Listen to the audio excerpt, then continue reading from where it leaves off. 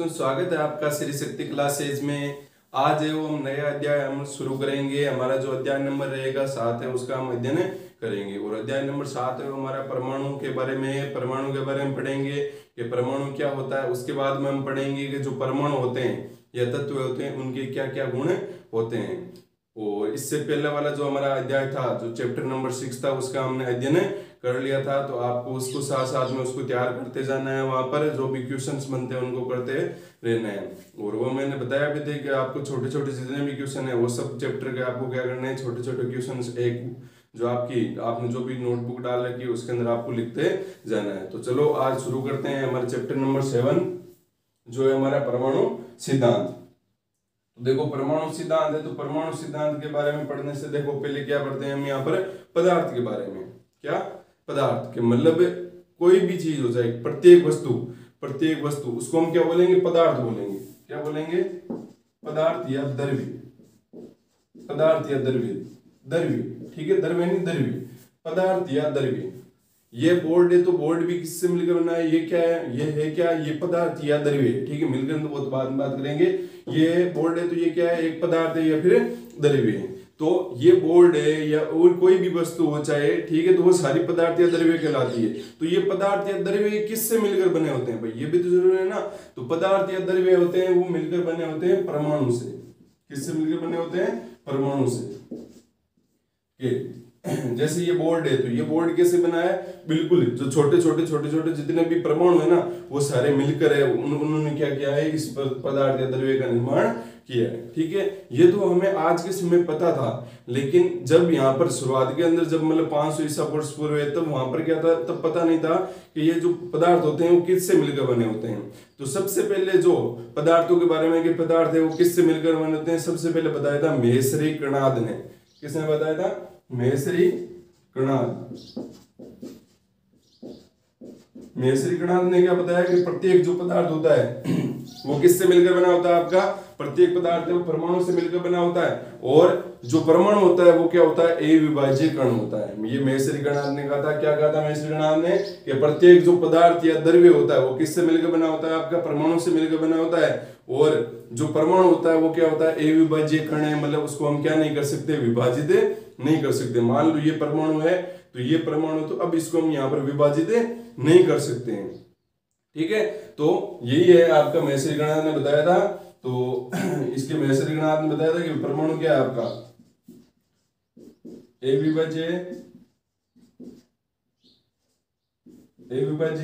अविभाज्य का मतलब अभी आगे भी पढ़ेंगे हम। डोल्टन ने भी बताया था, ये आगे जो हमारा वैज्ञानिक आएगा, महेश्वरी कणाद ने बताया कि प्रत्येक जो पदार्थ होता है वो छोटे छोटे सूक्ष्म इकाइयों से मिलकर बना होता है। छोटे छोटे पदार्थ, छोटे छोटे कण होते हैं और उन कणों से मिलकर वो किसका निर्माण होता है, आपका इस पदार्थ का निर्माण होता है, ठीक है।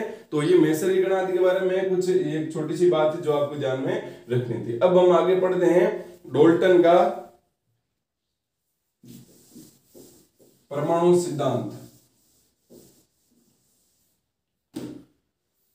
सबसे पहले हेडिंग रहेगी हमारी डोल्टन का परमाणु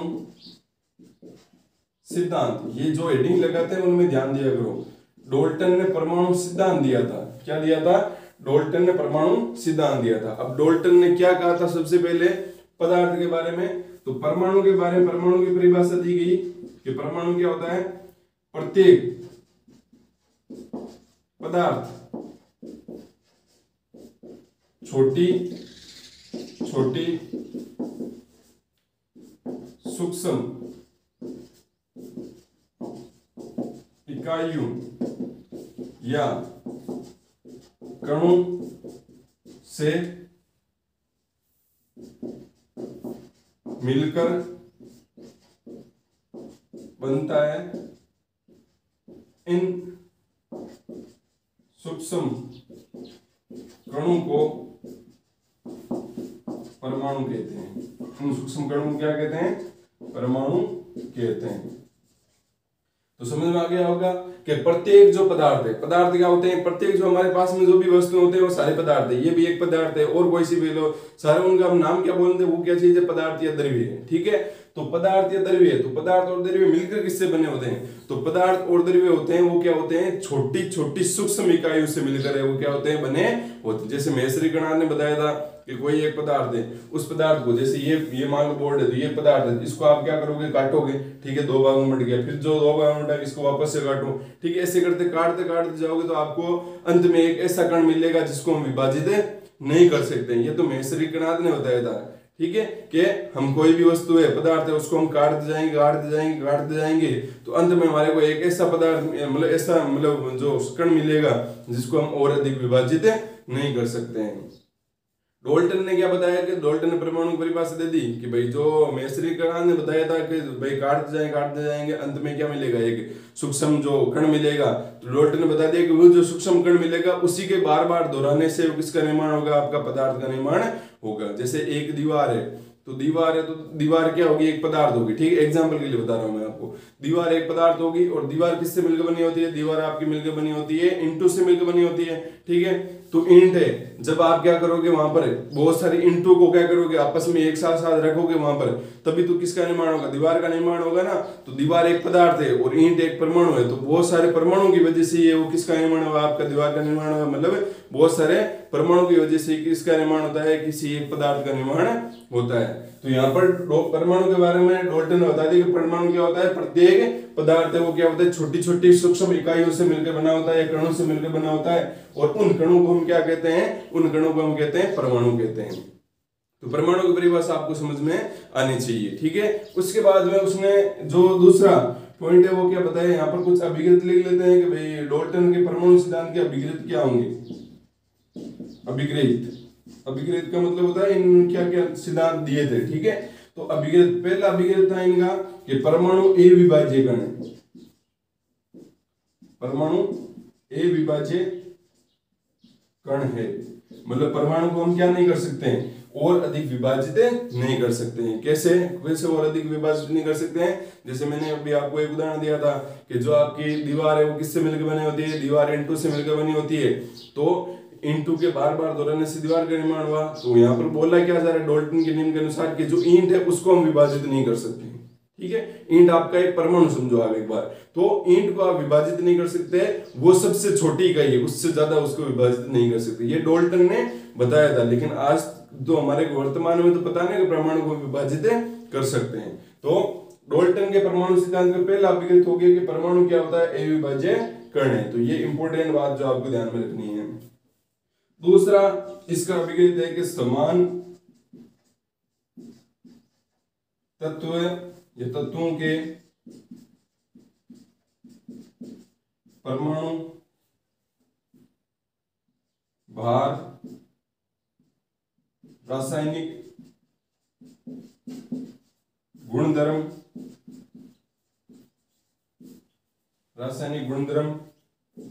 आदि समान होते हैं। समान तत्वों के परमाणु भार हो गया, रासायनिक गुणधर्म हो गया, वो सारे क्या होते हैं? हमारे समान होते हैं, ठीक है। तो क्या हो गया? ये तो सीधी सी बात है। जैसे अगर हम हाइड्रोजन की बात करें तो हाइड्रोजन है, तो हाइड्रोजन के क्या होते हैं? देखो, हाइड्रोजन एक तत्व है। हाइड्रोजन क्या है? एक तत्व है। हाइड्रोजन एक तत्व है, ठीक है। अब हाइड्रोजन के भी क्या होते हैं? अलग अलग परमाणु होते हैं, ठीक है। वैसे तो एक ही परमाणु है, हाइड्रोजन का एक परमाणु, उसको हम हाइड्रोजन परमाणु बोल देते हैं। भाई हाइड्रोजन तत्व हो गया और फिर बोल दिया भाई हाइड्रोजन परमाणु, मतलब तत्व के अंदर क्या पाया जाता है? परमाणु पाया जाता है। ये मान लो तत्व है तो तत्व के अंदर ये क्या पाया जाएगा? आपका मतलब परमाणु, ये परमाणु ही होता है पूरा, ठीक है। ऐसे मान लो यहाँ पर ये पूरा परमाणु, तत्व परमाणु एक ही बात है, ठीक है। तो यहाँ पर क्या हो गया? समान तत्वों के परमाणु भार रासायनिक गुणधर्म है वो क्या होते हैं? समान होते हैं। समान का मतलब एक ही होगा भाई, समान का मतलब एक ही होगा, तो एक ही तत्व के परमाणु भार समान ही होगा भाई। एक है तो एक का भार एक ही होगा। कोई व्यक्ति है, उस व्यक्ति का भार मान लो 60 kg है, तो उसका तो 60 kg रहना है। यहाँ पर कोई ऐसे थोड़ी है कि एक 60 kg हो गया, कुछ कभी कुछ ऐसा हो गया, ऐसा नहीं होता ना। तो ये बात बोली गई यहाँ पर अगले वाले पॉइंट के आधार पर, मतलब आधार पर। कैसे? तीसरा पॉइंट है वो क्या है कि भिन्न भिन्न तत्वों के परमाणु भार रासायनिक गुणधर्म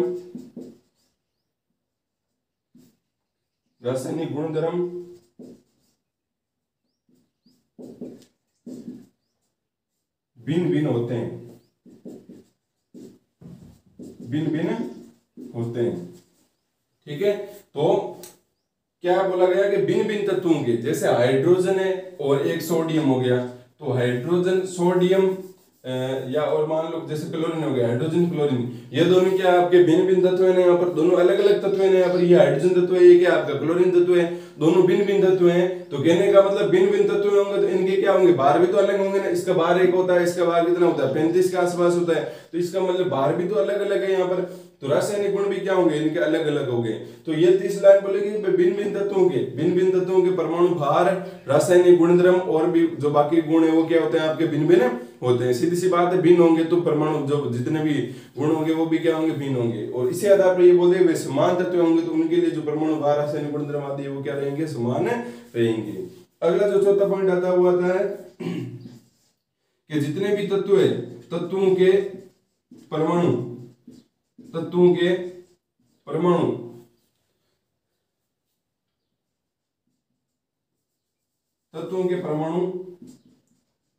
एक दूसरे के साथ सरल अनुपात में संयोजित होते हैं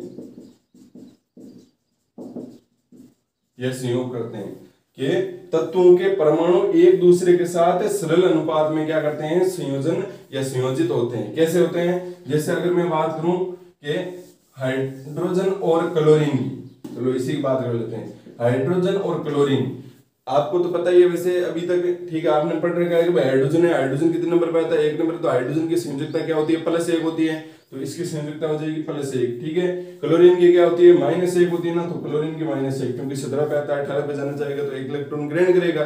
ठीक है, हाइड्रोजन वाला हाइड्रोजन प्लस माइनस दोनों प्रदर्शित करता है ना, प्लस का प्रदर्शित करेगा जब वो धातुओं के साथ में जुड़ा होगा, और धातुओं के साथ धातुओं के साथ जुड़ा होगा, और धातुओं के साथ में जब जुड़ा होगा तो क्या प्रदर्शित करेगा, माइनस प्रदर्शित करेगा। हाइड्रोजन की 2 संयोजकता होती है, +1 और -1। तो यहाँ पर ये क्लोरीन ए धातु है, जिसके ऊपर भी माइनस आएगा ना, संभवता वो है, वो क्या होगी आपकी ए धातु होगी। इसके ऊपर माइनस है, इसका मतलब क्लोरीन क्या आपकी ए धातु है। ठीक है, तो क्लोरीन अगर ए धातु है, इसका मतलब हाइड्रोजन है, उसको क्या करना, प्रदर्शित करना पड़ेगा, प्लस प्रदर्शित करना पड़ेगा। तो यहाँ पर क्या बन जाएगा आपका HCl, क्या बन गया, HCl। तो यहाँ पर HCl बन गया, मतलब हाइड्रोजन का एक परमाणु, क्लोरीन का एक परमाणु, तो यहाँ पर क्या H2Cl2 नहीं बन सकता, H2Cl2 नहीं बन सकता है, या H10Cl10 नहीं बन सकते भाई। H10 करोगे तब भी यहाँ पर 10 प्लस और 10 माइनस रहेंगे, तब भी परमाणु यौगिक तो आपका उदासीन है ना, ये यौगिक तो आपका उदासीन रहेगा ना यहाँ पर, तो ये फिर ऐसा क्यों नहीं बनता है। तो इसीलिए यहाँ पर बोला गया है कि जो भी तत्व होंगे, ये जो तत्व है, इनके जो परमाणु होते हैं, इनके अंदर जो परमाणु होते हैं, तत्व के अंदर जो परमाणु होते हैं, वो एक दूसरे के साथ क्या करते हैं, सरल अनुपात में संयोजन करते हैं। जैसे यहाँ पर HCl सबसे कम है ना, यहाँ पर सबसे सरल अनुपात था ना, 1:1 सबसे सरल था ना, इसलिए यहाँ पर वो सबसे सरल अनुपात में क्या हुए, संयोजित हुए, ना कि इस प्रकार से संयोजित हो गए कि भाई H10 हो गया, Cl10 हो गया। ठीक है, तो इस प्रकार से कभी भी संयोजित नहीं होते। तो ये हमारे डाल्टन के परमाणु सिद्धांत का चौथा पॉइंट हो गया। अगला 5 और अंतिम पॉइंट है कि यौगिक निर्माण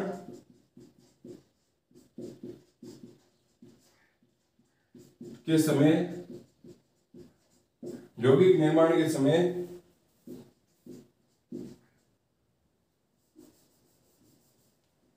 द्रव्यमान संरक्षित रहता है। यौगिक निर्माण के समय द्रव्यमान क्या रहता है, संरक्षित रहता है। ठीक है, अब इसके बारे में तो हम पहले जो हमारे पिछले वाले जो चैप्टर थे उनके अंदर पढ़ रखे हैं कि जब भी कोई अभिक्रिया होती है, अभिकारक और उत्पाद बनते हैं, तो अभिक्रिया से उत्पाद बनते समय वहां पर क्या होता है, जो उनके परमाणु भार है वो और द्रव्यमान है वो क्या होने चाहिए, बराबर होने चाहिए ना। वहां पर भाई जितना अभिकारकों का होना चाहिए उतना ही किसका होना चाहिए, उत्पाद का होना चाहिए ना वहां पर। तो उसी आधार पर ये लान बोल देगी कि जब भी यौगिक का निर्माण होगा तो जो द्रव्यमान रहेगा वो क्या रहेगा, संरक्षित रहेगा। इसके अलावा यहाँ पर एक बात और है कि जब भी अभिक्रिया होती है तो वहां पर हम ना तो किसी नए परमाणु को बना सकते हैं, बिल्कुल नए परमाणु को वो नहीं बना सकते हैं, और न ही किसी हम परमाणु को पूरी तरीके से नष्ट कर सकते हैं। परमाणु को केवल एक तत्व से दूसरे तत्व के रूप में उसमें क्या कर सकते हैं, परिवर्तन ला सकते हैं। जैसे अगर बात करूं सोडियम और नियोन की। तो सोडियम क्या करना चाहता है, एक इलेक्ट्रॉन त्यागना चाहता है ना, किसका विन्यास प्राप्त करने के लिए, नियोन का विन्यास। अब जैसे उसने एक इलेक्ट्रॉन त्याग दिया तो सोडियम के जो सारे के सारे जो गुण है वो नियोन की तरह हो जाएंगे। लेकिन क्या सोडियम है वो नियोन हो जाएगा क्या, गुण है वो सारे किसके हो जाएंगे, नियोन के हो जाएंगे। लेकिन क्या सोडियम के सारे गुण है वो नियोन हो जाएंगे यहाँ पर।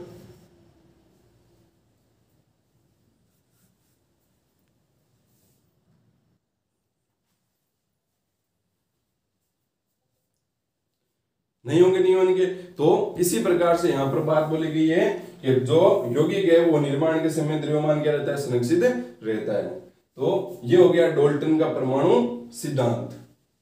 तो देखो पीछे जो हमने पढ़ा था उसमें क्या था, डाल्टन का परमाणु सिद्धांत था। डाल्टन का क्या था, परमाणु सिद्धांत था, सिद्धांत दिया था उन्होंने, कोई ऐसे नहीं बताया। मॉडल का मतलब एक चीज का मॉडल बताना कि परमाणु कैसा है, गोल है, वर्ताकार है, वर्ग है, किस प्रकार का है, ठीक है, वो मॉडल हो गया वहां पर। लेकिन जो डाल्टन है उन्होंने कोई ऐसा आकार बताया था कि परमाणु ऐसा होता है, नहीं बताया था ना। इसका मतलब वहां पर केवल सिद्धांत दिया गया था।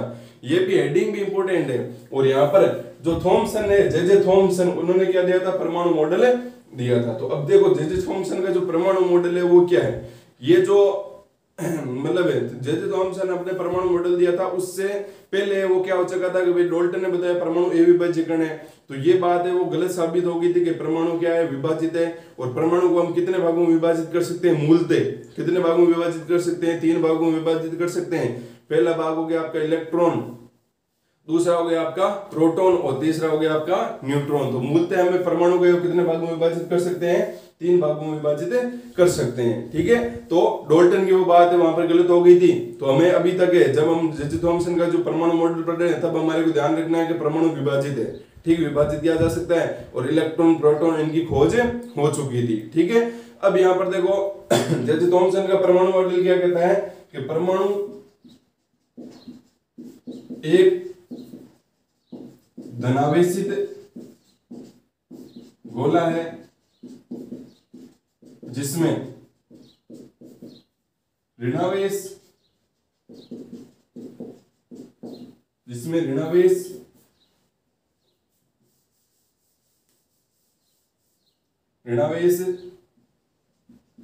अंदर धसे रहते हैं। परमाणु क्या है, एक धनावेशित गोला है जिसमें ऋणावेश अंदर धसे रहते हैं। जैसे तरबूज होता है, तो तरबूज के अंदर क्या रहता है, तरबूज का जो बाहरी भाग हो गया वो तो हो गया आपका धनावेशित भाग, ठीक है। और चूंकि हमें अभी पढ़ा है कि परमाणु को हम 3 भागों में तोड़ सकते हैं, ठीक है, इलेक्ट्रॉन प्रोटॉन न्यूट्रॉन। इलेक्ट्रॉन पर आवेश होता है माइनस, प्रोटॉन पर आवेश होता है प्लस आवेश होता है। तो ये भी ध्यान रखना है। तो थॉमसन ने क्या बताया कि बाहरी परमाणु का जो बाहरी भाग होता है वो धनावेशित होता है और अंदर है वहां पर क्या रहते हैं, जैसे तरबूज के अंदर है वो बीज चुभे रहते हैं, उसी प्रकार से या बीज धसे रहते हैं, उसी प्रकार से उसके अंदर है वो ऋणावेश है वो धसे रहेंगे, ठीक है। तो इसको तरबूज मॉडल भी बोल सकते हैं। क्या बोल सकते हैं, थॉमसन के परमाणु मॉडल को तरबूज मॉडल भी बोल सकते हैं, तरबूज मॉडल। इसके अलावा इसको बोलते हैं प्लम पुडिंग मॉडल। प्रचलित नाम तो ये है plum pudding model. Plum pudding model क्या है, कि प्लम पुडिंग क्या होता है, प्लम पुडिंग होता है केक, क्या होता है, केक होता है, ठीक है। तो यहाँ पर जो ये केक है, केक को बोलते हैं पुडिंग। और प्लम है, प्लम क्या होते हैं, उस केक के अंदर है कुछ बीज जैसे वो धसे रहते हैं। तो जिस केक है, केक तो क्या हो गया आपका धनावेशित गोला हो गया, और जो यहाँ पर प्लम है वो क्या हो गया आपके इलेक्ट्रॉन या जो भी ऋणावेशित कण है वो हो गए। तो थॉमसन का परमाणु मॉडल क्या कहता है कि परमाणु एक धनावेशित गोला है जिसमें ऋणावेश अंदर क्या रहेंगे, धसे रहेंगे वहां पर, ठीक है। तो जैसे ये देखो आपका परमाणु क्या हो गया, एक धनावेशित गोला हो गया और इस धनावेशित गोले के अंदर है वो क्या रहते हैं आपके, ये धनावेशित गोला,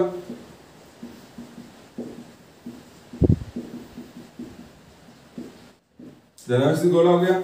अब यहाँ पर क्या हुआ, जो मतलब ऋणावेश रहेंगे वो कुछ इस प्रकार से इसके अंदर है वो क्या रहेंगे, धसे रहेंगे। तो ये मैं जो अभी डॉट डॉट करके ये बना रहा हूं वो सारे क्या आपके ऋणावेश है, क्या है, ऋणावेश।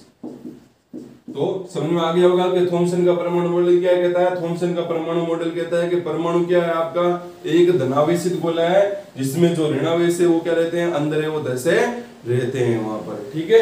और ये हमने बता दिया यहाँ पर कि किस प्रकार से आपका ये जो गोला है, बड़े वाला गोला है वो क्या है आपका धनावेशित गोला है यहाँ पर, और जो ये अंदर डॉट डॉट करके दर्शाए हैं वो सारे क्या आपके ऋणावेश है। धनावेश मतलब प्रोटॉन मान सकते हो और ऋणावेश मतलब इलेक्ट्रॉन हो गए हैं। तो ये इंपॉर्टेंट चीज है, इसको आपको ध्यान में रखना है। थॉमसन का ये क्या है, आपका परमाणु मॉडल है। थॉमसन के परमाणु मॉडल को तरबूज मॉडल या प्लम पुडिंग मॉडल भी कहते हैं, क्योंकि थॉमसन ने बताया कि परमाणु एक धनावेशित गोला है जिसके अंदर जो ऋणावेशित कण रहते हैं या जो भी ऋणावेश होता है, जो भी इलेक्ट्रॉन होते हैं, वो जैसे तरबूज के अंदर वो बीज जैसे रहते हैं, उसी प्रकार से इसके अंदर भी वो क्या रहेंगे, जो ऋणावेश है वो जैसे रहेंगे। तो ये एक इसकी बात होगी थॉमसन के परमाणु मॉडल की। इसके अलावा उसने दूसरी बात बताई थी कि परमाणु है वो विद्युत उदासीन होता है।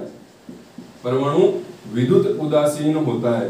विद्युत उदासीन का मतलब क्या हो गया कि परमाणु है उसके अंदर जो जितने ऋणावेश होंगे उतने ही क्या रहेंगे, वहां पर धनावेश रहेंगे। ऐसा नहीं है कि धनावेश ज्यादा हो गया या ऋणावेश कम हो गया। तो जितने धनावेश उतने ही ऋणावेश। अब सीधी सी बात है, जितने प्लस होंगे उतने ही माइनस होंगे, तो आपस में एक दूसरे को क्या कर देंगे, उदासीन कर देंगे ना। तो ये बात भी किसने बताई थी, थॉमसन ने बताई थी। तो ये इंपॉर्टेंट बात है, थॉमसन का परमाणु मॉडल इतना ही है, तो इसको आपको ध्यान में रखना है। और ध्यान रखना है कि परमाणु है वो क्या है, एक धनावेशित गोला है। किसके अनुसार, थॉमसन के अनुसार। अभी हम आगे पढ़ेंगे नया, तो उसमें हमारा कुछ अलग रहेगा। तो थॉमसन के अनुसार वो क्या रहेगा, आपका परमाणु एक धनावेशित गोला है जिसमें इलेक्ट्रॉन है या जो ऋणावेशित कण है वो अंदर जैसे रहते हैं, जैसे तरबूज के अंदर बीज या पुडिंग के अंदर प्लम जैसे रहते हैं। ठीक है, समझ में आ गया होगा। ठीक है, अभी तक हमने क्या पढ़ दिया, मैसेर गणार्थ ने बताया था, जो बात पढ़ ली थी कि भाई कोई भी पदार्थ है उसको हम काटते जाएंगे तो अंत में हमारे को एक ऐसा पदार्थ प्राप्त होगा, ऐसा एक छोटा कण प्राप्त होगा जिसको हम और विभाजित नहीं कर सकते हैं। कहने का मतलब मैसेर गणार्थ कहना चाहते थे कि परमाणु क्या रहता है आपका, या अविभाज्य कण होता है। ठीक है, परमाणु नाम नहीं लिया था, वहां पर उन्होंने कण बता दिया था। ठीक है, मैसेर गणार्थ ने। फिर आया था डोल्टन ने, तो डोल्टन ने क्या बताया कि जो सबसे छोटा जो कण है उसका नाम क्या दे दिया, परमाणु दे दिया। ठीक है, तो परमाणु है उन्होंने भी क्या बताया था, अविभाज्य कण। उसके बाद कुछ उन्होंने वो बातें बताई हमारे को। ठीक है, फिर हमारा जो थॉमसन का परमाणु मॉडल, जब थॉमसन का परमाणु मॉडल है तब तक है वो परमाणु विभाजित है, ये बात सिद्ध हो चुकी थी वहां पर। ठीक है, अब हमें वो हमारा अगला जो टॉपिक रहेगा उसका हम अध्ययन करेंगे। वो कल या इससे पिछले वाला जो वीडियो था उसके अंदर मैंने आपको कुछ कार्य दिया था, जो आपकी रेडॉक्स से आपकी रिएक्शंस थी उसके आपको क्या करना था, वहां पर बताना था कि ऑक्सीकरण होगी कौन सी और कौन सी किसमें होगा अपचयन होगा।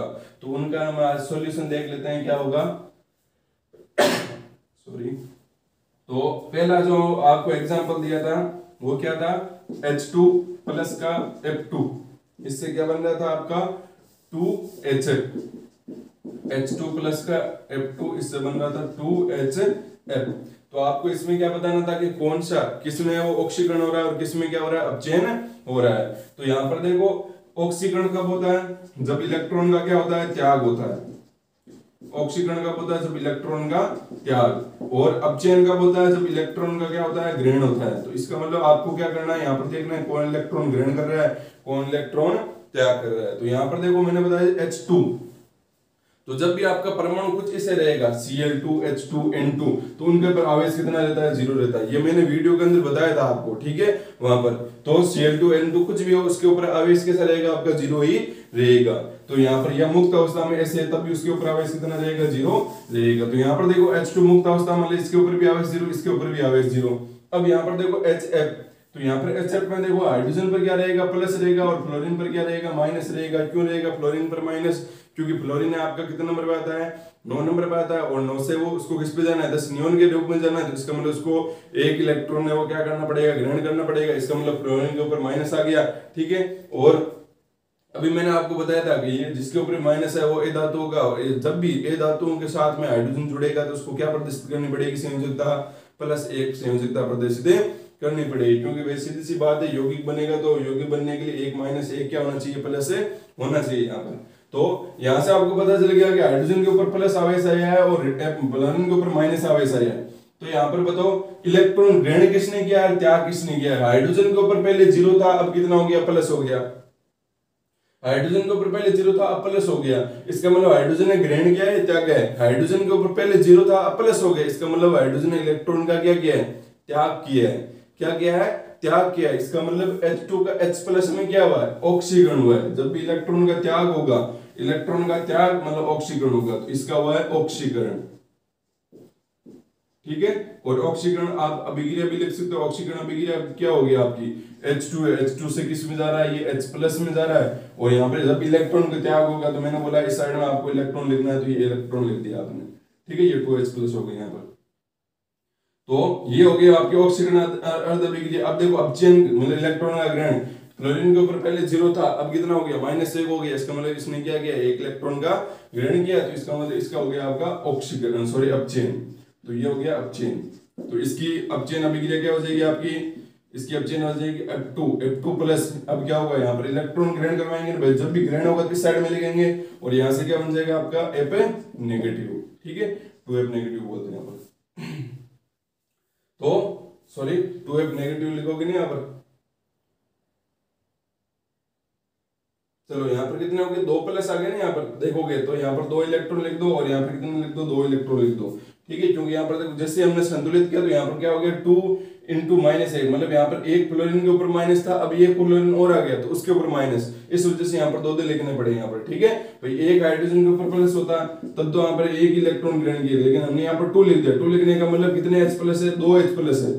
कितने H प्लस है, 2H प्लस है। तो 2H प्लस पर 2 प्लस आया, इसका मतलब 2 इलेक्ट्रॉन का त्याग हुआ है, 2 इलेक्ट्रॉन का त्याग हुआ है, और यहाँ पर 2 इलेक्ट्रॉन ग्रहण हुआ है, इसलिए यहाँ पर 2 इलेक्ट्रॉन यहाँ पर लिख दिया, ठीक है। इसमें कोई गलती नहीं होनी चाहिए। अब हम अगले करते हैं दूसरा जो आपको उदाहरण दिया था।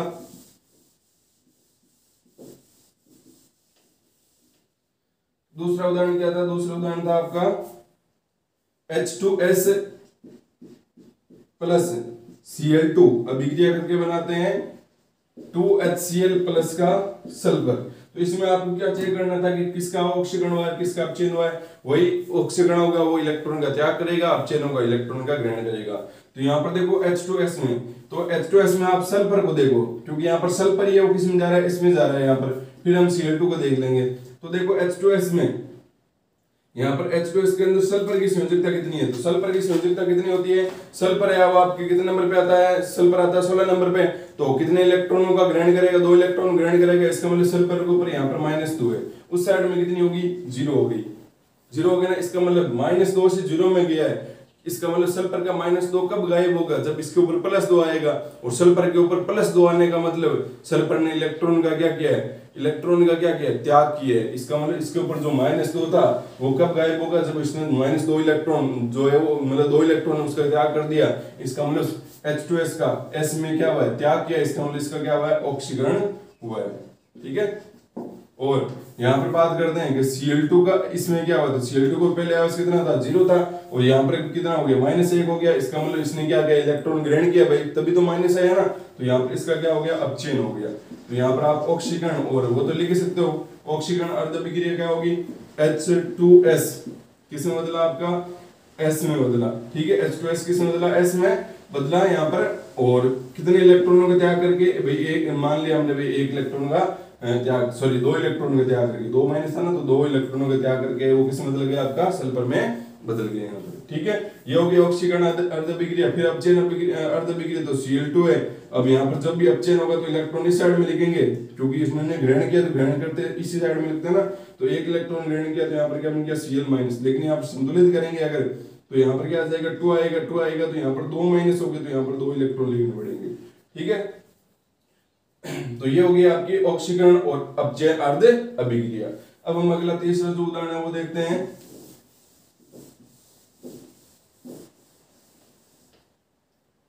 तीसरा जो एग्जांपल है वो क्या आपका, CuO प्लस का H2, ये अभिक्रिया करके बनाते हैं Cu प्लस का H2O। तो इसमें देखो आपके कौन सी ऑक्सीकरण होगा, कौन सा अपचयन होगा। तो यहाँ पर देखो सबसे पहले CuO, तो ये CuO किस में जा रहा है, देखो Cu में जा रहा है कि नहीं जा रहा है। और H2 है वो किस में, इसके रूप में जा रहा है। तो H2 के ऊपर पहले 0 था, CuO, ठीक है। तो यहाँ पर CuO है, तो इसमें आप देखो यहाँ पर कॉपर पर कितना आवेश होगा, कॉपर +2 का, क्योंकि ऑक्सीजन पे कितना होता है, -2 होता है। तो इसका मतलब कॉपर पे +2 है, और इस साइड में कॉपर पे कितना हो गया, 0 हो गया। कितना हो गया, 0 हो गया यहाँ पर, ठीक है। ऑक्सीजन का नहीं देखोगे आप, यहाँ पर ऑक्सीजन का देखोगे तो फिर गड़बड़ हो जाएगी, क्योंकि ऑक्सीजन यहाँ पर देखोगे तब भी आपका उतना ही आएगा, -2, तो उस साइड में -2 ही आएगा, तो वो ऑक्सीकरण अपचयन कुछ होगा ही नहीं। इसलिए आपको Cu को देखना पड़ेगा। तो Cu के ऊपर यहाँ पर +2 है, यहाँ पर 0 है। Cu के ऊपर +2 कब गायब होगा, जब इसके ऊपर क्या आएगा, -2 आएगा, और -2 आने का मतलब इसने इलेक्ट्रॉन का ग्रहण किया, इसका मतलब CuO का Cu में क्या हुआ है, अपचयन हुआ है। क्या हुआ है, अपचयन। तो अपचयन अर्ध अभिक्रिया क्या हो जाएगी आपकी, अपचयन अर्ध अभिक्रिया हो जाएगी भाई CuO, इसने क्या किया, इलेक्ट्रॉन ग्रहण किया। कितने इलेक्ट्रॉन ग्रहण किए, 2 इलेक्ट्रॉन ग्रहण किए, ठीक है। और 2 इलेक्ट्रॉन ग्रहण करते ही यहाँ पर आप वो हटा सकते हो, Cu+2 लिख सकते हो। Cu+2 में 2 इलेक्ट्रॉन ग्रहण किया, 2 इलेक्ट्रॉन ग्रहण करते ही किसमें बदल गया, Cu में बदल गया। तो ये होगी अपचयन अर्ध अभिक्रिया। और देख लो, जब भी अपचयन लिख रहे हैं तो इस साइड में इलेक्ट्रॉन लिख रहे हैं। अब बात करते हैं आगे ऑक्सीकरण की। तो H2 के ऊपर 0 था, अब कितना हो गया यहाँ पर देखो, ऑक्सीजन के ऊपर -2 होता है, तो H के ऊपर कितना आ जाएगा, प्लस, मतलब 2+ हो गया ना यहाँ पर भाई। एक H के ऊपर प्लस रहेगा तो 2 पर कितना रह जाएगा, 2+ रह जाएगा। तो यहाँ पर 0 था, अब यहाँ पर +2 हो गया, इसने, इसका मतलब सीधी सी बात है, 1 पर 0 था, 0 से वो उसने प्लस आ गया, इसका मतलब उसने इलेक्ट्रॉन का क्या किया, त्याग किया है। तो इसने इलेक्ट्रॉन का त्याग किया, इसका मतलब इसका क्या हुआ आपका, ऑक्सीकरण हो गया। तो यहाँ पर ऑक्सीकरण अर्ध अभिक्रिया लिख सकते हो। पहले H2 था, H2 से किसमें बदल गया, यहाँ पे ये किसमें बदल गया आपका, H+ में। कितने H+ में, 2H+ में। तो यहाँ पर कितने इलेक्ट्रॉनों का त्याग हुआ है, 2 इलेक्ट्रॉनों का त्याग हुआ है, ठीक है। तो ये हो गया आपका तीसरा उदाहरण। अब अगला देखते हैं हम चौथा।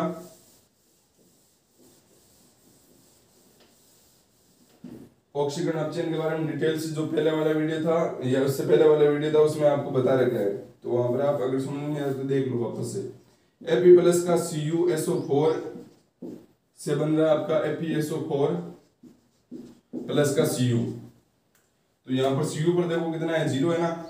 इस साइड में देख लो कितना होगा, CuSO4, SO4 के ऊपर कितना होता है, -2 होता है, ये भी बताया था आपको।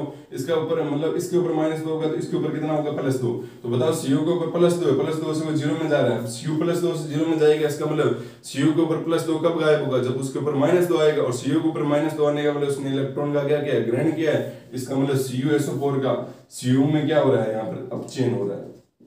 क्या हो रहा है, अपचयन हो रहा है। Fe के ऊपर पहले R 0 था, अब कितना हो गया, फिर बताओ, SO4 के -2 होता है तो Fe पर कितना हो जाएगा, +2। इसका मतलब 0 से +2 में, मतलब Fe के ऊपर पहले 0 था, अब कितना हो गया, +2 हो गया। इसका मतलब उसने इलेक्ट्रॉन का क्या किया है, ग्रहण, सॉरी त्याग किया है। तो यहाँ पर Fe से FeSO4 में क्या हो गया आपका, ऑक्सीकरण हो गया। और इसके अर्ध अभिक्रिया लिख सकते हैं, सबसे पहले ऑक्सीकरण की लिखते हैं। तो ऑक्सीकरण की क्या होगी, Fe ने क्या किया यहाँ पर, इलेक्ट्रॉन का त्याग कर दिया, +2 में चला गया। कितने इलेक्ट्रॉनों का त्याग किया, 2 इलेक्ट्रॉन का, तो 2 इलेक्ट्रॉन त्याग किया, वो उस साइड में लिख दिया। ऑक्सीकरण जब भी होगा इलेक्ट्रॉन इस साइड में लेके जाएंगे, उत्पाद वाले साइड में। अब अपचयन अभिक्रिया लिखते हैं। तो अपचयन अभिक्रिया कौन सी होगी आपकी, Cu के ऊपर +2 था, 2 इलेक्ट्रॉन ग्रहण किए, तो किसमें बदल गई, Cu में बदल गई। ये क्या होगी आपकी अपचयन अर्ध अभिक्रिया। तो ये हो गया आपके वो उदाहरण जो पिछले जो वीडियो लेक्चर थे उसके अंदर आपको करवाए थे। तो ये भी बिल्कुल आसान है, आपको समझना है कौन इलेक्ट्रॉन त्याग कर रहा है, कौन इलेक्ट्रॉन ग्रहण कर रहा है। अगला जो वीडियो आएगा इसके अंदर हम पढ़ेंगे रदरफोर्ड, हमारे जो चैप्टर पढ़ रहे हैं उससे संबंधित जो हमारा अगला टॉपिक रहेगा कि रदरफोर्ड का परमाणु मॉडल या परमाणु सिद्धांत, वहां पर क्या दिया गया था उसके बारे में हम अच्छे से अध्ययन करेंगे। और वो टॉपिक है वो इम्पोर्टेंट भी रहेगा।